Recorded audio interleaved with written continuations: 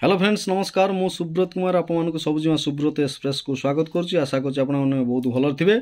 आज देखु खरा पाग को पखाल भातर मजा आज नवा चलतु प्रथम आरंभ करवा कौन कौन आज आइटम हो पखाल एपिसोड पाई देखु प्रथम हो देखु भेंडी भजा काकुड़ी ये रही आप आंब चटनी ये रही लंका तेंतुली आचार एपट रही मसला जरा ये रही आपण मानकर प्रिय कलरा भजा लंका लुण रेडी आज आमर 3-3-6-7 प्रकार आइटम ये हूँ आपण मानकर प्रिय समस्तर प्राण पखाल भात।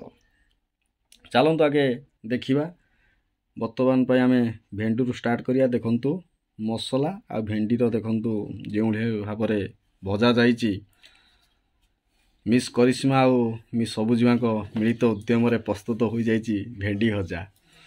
काकुड़ी देखंतु जोड़ा काकुड़ी खाली धरिवे रास रास कर चुबे जी। एपट हूँ आपण मानकर प्रिय चटनी आंब चटनी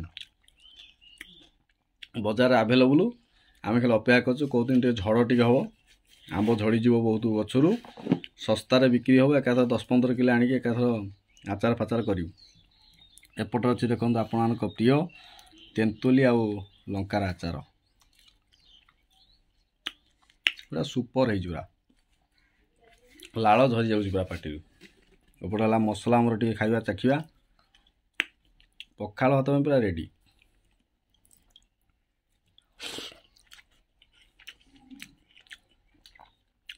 आत्मतृप्ति मिले माछ मांस तरकारी खाओ पखाल टिके पेटर बाजिला माने शांति आत्मा पूरा शांति मिलता है।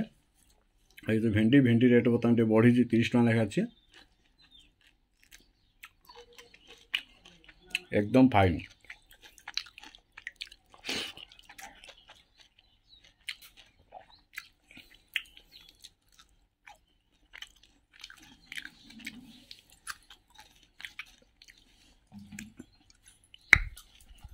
आशा करुच्ची कि सांग मैंने आज पखाल एपिसोड आपको भल लगे लाइक कर शेयर कर। रोचे नमस्कार।